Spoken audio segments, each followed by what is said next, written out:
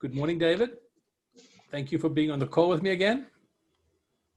Morning, Edison. How are you? Glad to be. I'm a day behind you, so it's still good evening. Anyway, it's October the 20th for our audience, and I'm speaking with Professor David Yu, who's based in Shanghai, for our monthly China check-in, I guess. David, what's the update apropos the pandemic and COVID in China? Well, look, we've just recently concluded Golden Week, and the numbers from Golden Week, for those of you who don't know, it's this year it was from the 1st to 8th officially, and basically one of the two long Golden Weeks here in China. It was quite a substantive amount of travel that was going on, and basically over 500 billion flights have been taken during this period. So it's actually quite substantial. You know, if you look at it compared to kind of the last recent highs, it's about 20% off of that.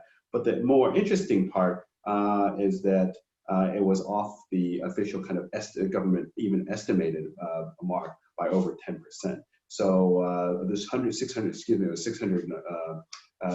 odd billion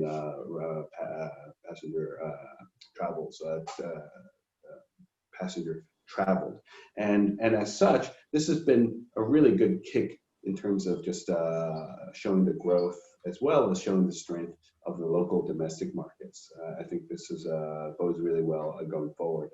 You know, especially in light of what's going on compared to the rest of the world. Right. So you have a sense that in China, the management of the pandemic is in a much better place now. Yes, so far there has been very little, I guess, blips, if you want to call it that. There has been, yes, some scares, as it's been reported. For example, in Qingdao, in Shandong province, home of Chinese beer, but that basically there was a big amount of testing for the entire city that was carried out, and what was found was it wasn't widespread at all. So that's a really good thing, and I think this kind of aspect of testing in order to see what exactly is the scale that they're dealing with has been a positive response so far.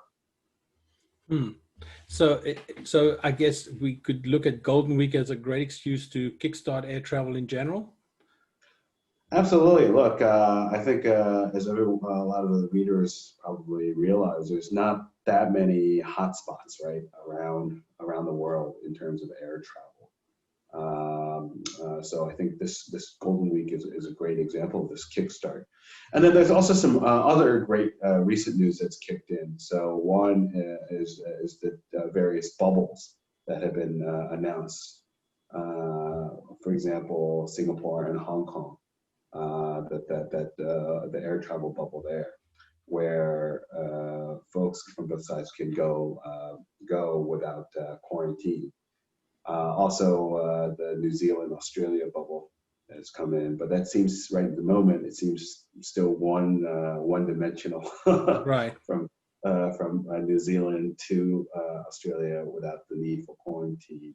But then going back there would be. So at least it gets rid of part of the impairments, the barriers that's been holding up a lot of people's desire to go and travel.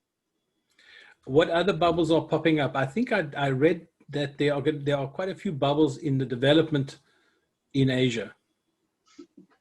Absolutely, and I think most of them are actually very much tourist driven from that point of view. So one that's in the talks, not done yet, but it's been in advanced talks, is the Thailand and China bubble. Obviously, what's the Thai economy is a large part is driven by tourism, and before this hit of COVID, there was quite a bit of Chinese tourism activity. So they really want to kind of re-kickstart that Right. again. And same along with ASEAN, right? So various states in between, such as you see Singapore having it with Bhutan, some other Asian countries as well. So if you think about it on a relative basis, they've been relatively light in terms of just current infections, right? New infections, and relative to what's happening in Europe and what's happening in the U.S. and other parts, Asia's been relatively, I'll call it stable, knock on wood. Right.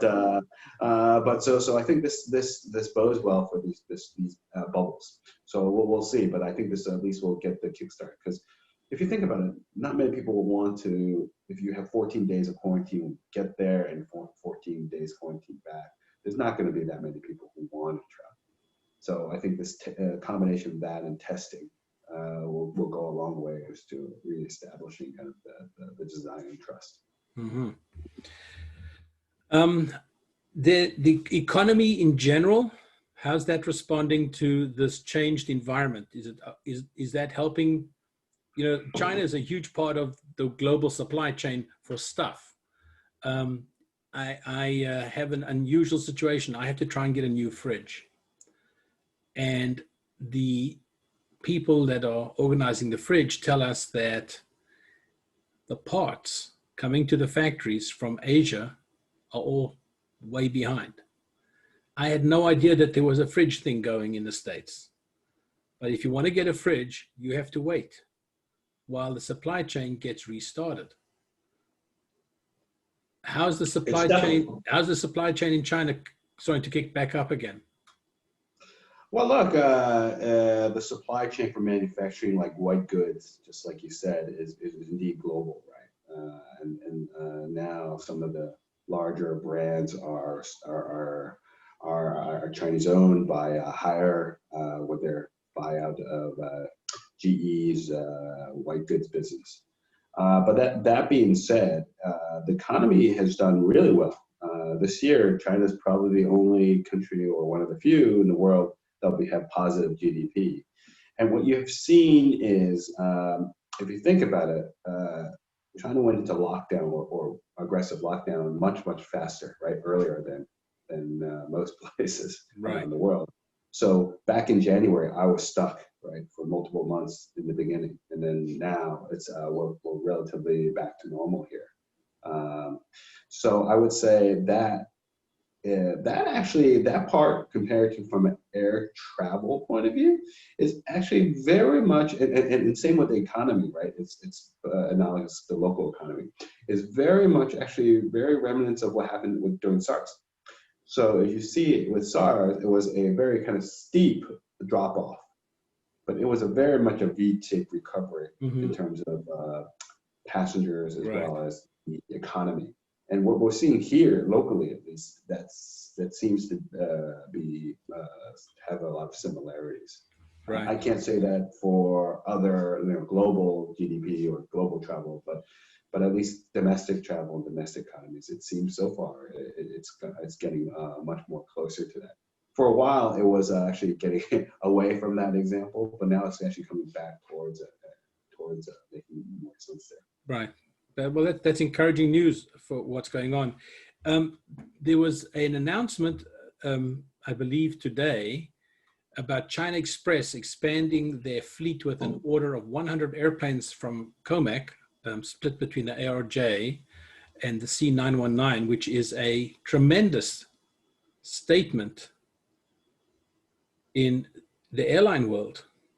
I was very impressed with that somebody would make a fleet decision of that size. Obviously, the order was from before, but it was now firmed up. And we see airlines around the world actually trying to push back deliveries and put things in the freezer. This seemed to be a very strong statement. Absolutely, I think if you look at the airline China Express is more regional focused. So they're a bit different than the big mainline carriers, the big three, for example, China Eastern, China Southern and Air China. They predominantly have a smaller fleet, a smaller sized aircraft fleet, so that for example, they have a significant number of Bombardier CRJ 900s, and then also some narrow bodies as well, some Airbus and narrow bodies as well. So this order of expansion with the ARJ21 continues along that line, and they're actually one of the few companies that actually experience positive have experienced profit during this period. So they're one of the few airlines to do so. So I can see why they are still very bullish on the market and their prospects as well. So this deal has been announced for at least from the beginning of the year, but at least now it seems to be confirmed pending shareholder approval. But at least this continues the way to pave the way for tallies in the ARJ market. I know this it's 100 orders, 50 ARJ, and the others C919s, but I think the larger size aircraft will be again additional positive for the industry and of course the manufacturers. David, my last question for our call today is around the MAX. China was the first market to ground the MAX, and the news indicates that we can expect the MAX to be allowed to fly again pretty soon. Maybe by the end of November, all the approvals will be in. Any sense of where China stands on reapproving the MAX?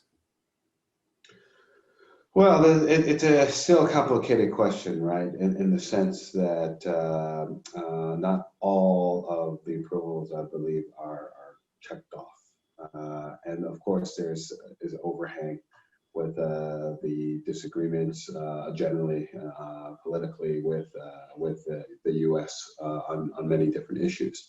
So I would say at the moment, just from overhang point of view, at the moment it doesn't seem to be a big push to get it.